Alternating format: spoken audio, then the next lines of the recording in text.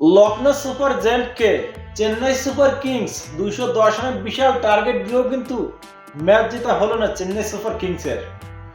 হেরে গেল চেন্নাই।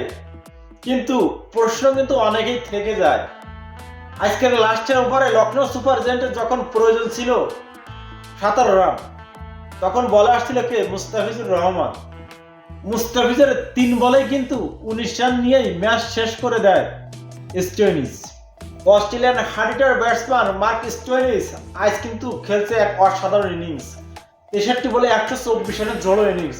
মূলত তার ইনিংসের কারণে কিন্তু লখনৌ সুপার জায়ান্ট এত বড় বিশাল টার্গেট শেষ করে জয় ছিনিয়ে নিয়ে আসলো চেন্নাইয়ের বিরুদ্ধে। তো যাই হোক, মুস্তাফিজের কথায় আসি এখন।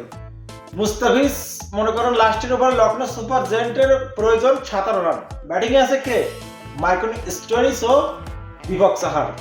বলে আসলেন মুস্তাফিজ, এসেই প্রথম বলেই খেলেন ছক্কা, পরের বলে খেলেন 4, পরের বলে আরেকটা 4 নো বল, পরের বলে আরেকটা 4 মেরে কিন্তু মাঠ জিতে এনে যায় স্টোয়নিস। মুস্তাফিজ আজকে শুরুটা কিন্তু ভালোই করে, যথেষ্ট ভালো করে। প্রথম ওভারটায় 4টে রান দিয়ে কিন্তু একটা উইকেট তুলে নেয়, রাহুলের উইকেট তুলে নেয় মুস্তাফিজুর রহমান।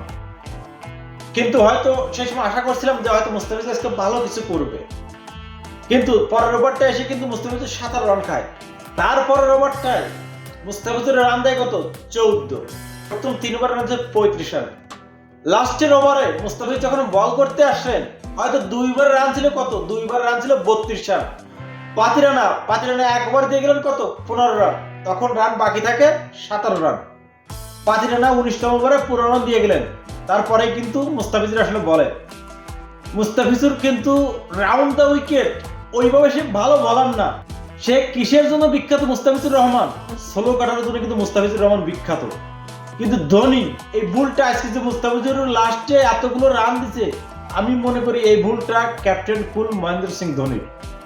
কারণ মহেন্দ্র সিং ধোনি তার মাথাতে থাকা উচিত ছিল, স্টোয়নিস যেহেতু অনেক সময় পিছিয়ে আছে, সে কিন্তু বল এখন ফুটবল দেখতেছে, তাই তাকে রাউন্ড দা উইকেট বল মনে করেন স্টাম্পে বল ঢুকলেই ছক্কা স্যার খাইতে হবে মুস্তাফিজুরকে। তাই আমি মনে করি, আপনারা হয়তো আমার সাথে একমত হইতেও পারেন নাও পারেন, তবে আমি মনে করি এই ভুলটা যদি মহেন্দ্র সিং ধোনি না করতেন, হয়তো মহেন্দ্র সিং ধোনি যদি না বলতেন, তাহলে রাউন্ড দ্য উইকেট ফিস কোনোদিনও বল করতে যাইতেন না। কারণ রাউন্ড দ্য উইকেটে বল ফিস সহসা কিন্তু করেন না, কিন্তু আজকে লাস্টের ওভারে সে রাউন্ড দ্য উইকেট বল করলেন। ফিস যদি রাউন্ড দ্য উইকেট বাদ দিয়ে যদি ওভার দ্য উইকেট বল করতো, তাহলে কিন্তু এই রান নিতে গেলে স্টোয়নিস সেঞ্চুরি করে ব্যাটে আছে, তারপরও লখনৌ সুপার জায়ান্টসের জন্য অনেক কষ্ট হতো এই রান নিতে গেলে। অ্যান্ডে রাসেলের মতন বিশ্বের বাঘা বাঘা ব্যাটসম্যান যেভাবে পরাস্ত করছিল রিঙ্কু সিং, তারপর মিথেল স্টার্ক, তারপরে শ্রেয়াস আইয়ার, এদেরকে যেভাবে পরাস্ত করছিল মুস্তাফিজুর রহমান, হয়তো ধোনি যদি ঠিক ওইভাবে যদি স্টোয়নিসের বিরুদ্ধে ব্যবহার করতো মুস্তাফিজুরকে, তাহলে আজকে রেজাল্টটা এর উল্টো হইতো। ধোনি যখন দেখতেছে যে প্রতিটা বলে প্রথম 2 বলে যখন 2টা বাউন্ডারি হয়ে গেছে, তখন ধোনির কিন্তু তার মানে বলে দেওয়া উচিত ছিল মুস্তাফিজুরকে রাউন্ড দ্য উইকেট যাতে বল না করে। ধোনি হলো চেন্নাই সুপার কিংসের মাস্টার মাইন্ড, ঠিক আছে? তার ইশারা ছাড়া কোনো কিছু সম্ভব না। হয়তো মুস্তাফিজকে সে ইশারা করছে বা সে বলছে রাউন্ড দ্য উইকেট বল করার জন্য, তার কারণে কিন্তু মুস্তাফিজ রাউন্ড দ্য উইকেট বল করছে। মুস্তাফিজের কারণে ম্যাচটা হেরে গেল চেন্নাই সুপার কিংস। এই নিয়ে কিন্তু সবাই কিন্তু ট্রল করতেছে, ট্রলের পর ট্রল করতে মুস্তাফিজুর রহমানকে, মুস্তাফিজুরকে হয়তো বসানো হবে, মুস্তাফিজকে বাদ দেওয়া হবে। হ্যাঁ ভাই, আমি তাদের উদ্দেশ্য করে একটা কথা বলি, আজকে যে মুস্তাফিজুর লাস্টে খারাপ বল করছে, এটা আমি মনে করি শুধু মুস্তাফিজুরের ভুল না, হয়তো ক্যাপ্টেন কুল মহেন্দ্র সিং ধোনিরও অল্প একটু ভুল আছে। আমি কিন্তু ধোনিকে ইঙ্গিত করে কোনো কথা বলতেছি না, কিন্তু আমার ব্রেনে যেটা খেলছে, ঠিক আছে, আমার যেটা মনে হয়েছে আমি সেটি আপনাদের মাঝে তুলে ধরছি। আর লাস্টের ওভারে মনে করেন যেখানে সেঞ্চুরিয়ান ব্যাটসম্যান আছে, সে তো বল ফুটবল দেখবেই, যে বলারই আসুক, যে বলার আসুক সে মার খাবে। কিন্তু মুস্তাফিজুরের উচিত ছিল রাউন্ড দ্য উইকেট বল না করা। কারণ অ্যান্ডে রাসেলের মতন যদি স্টোয়নিসকে 2টা বা 1টা 2টা বল ওইভাবে ডট খাওয়াতে পারতো, তাহলে কিন্তু স্টোয়নিস পিছারে পড়ে যেত। আর একটা প্লেয়ার যখন পিছারে পড়ে যায়, তখন কিন্তু এমনিতেই বল মিস হয়, ঠিক আছে? কিন্তু ওই পিছারটা স্টোয়নিসের উপর মুস্তাফিজ আজকে করতে পারেনি, যার কারণে চেন্নাইয়ের হার হলো। আর একটা কথা হচ্ছে, স্টোয়নিস কি অস্ট্রেলিয়ান প্লেয়ার? অস্ট্রেলিয়ান এক একটা প্লেয়ার বাঘের বাচ্চা, তাদের কলিজা বাঘের কলিজা, ঠিক আছে?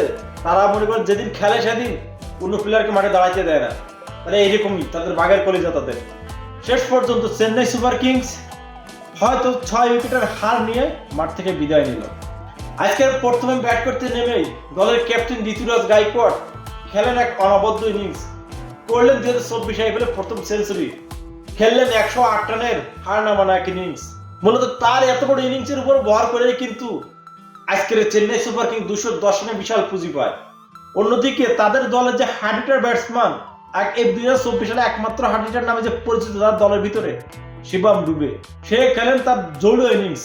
মনে করেন 27 বলে করে 66 রান, 7টা ছক্কা মারে, 2টা চার মারে, 7টা ছক্কা, মানে বিশাল একটা হার্ড হিটিং ব্যাটিং করছে শুভম ডুবে। আর এই বছর শিবম ডুবে আছে অসাধারণ ফর্মে তুঙ্গে আছে শিবম ডুবে। তো যাই হোক, মনে করেন কেএল রাহুলের লখনৌ সুপার জায়ান্ট আজ করে জিতে গেল, হেরে গেল চেন্নাই সুপার কিংস। হয়তো পরবর্তী ম্যাচে মোস্তাফিজুর খেলবে কিনা জানি না, চেন্নাই তাকে নেবে কিনা জানি না, তবে সামান্য একটু বলির কারণে আজকের মোস্তাফিজুর এরকম অবস্থা, যার জন্য আমি মনে করি আজকের দুনিয়ার মানুষ মোস্তাফিজকে ড্রল করতেছে। মোস্তাফিজুর একজন ভালো বলার না, বা মোস্তাফিজকে বাদ দেওয়া হবে সামনের ম্যাচে, কিন্তু আসলে মোস্তাফিজের মেইন কারণ হচ্ছে লাস্ট ওভার সে যদি রাউন্ড দা উইকেট না যেত, এতগুলো রান সে দিতে পারতো না কোনোদিনও। হয়তো খাইলে 10-15 এরকমই খাইতো, কিন্তু ম্যাচটা চেন্নাই জেতার মনে করেন 99% থাকতো, কিন্তু সেটা আর হয়নি। যাই হোক, দুর্ভাগ্য Chennai super kings. Best of luck Chennai super kings, পরবর্তী ম্যাচে আশা করি আবারও জয় ফিরবে। ভাই ব্রাদার, ভালো থাকবেন সবাই।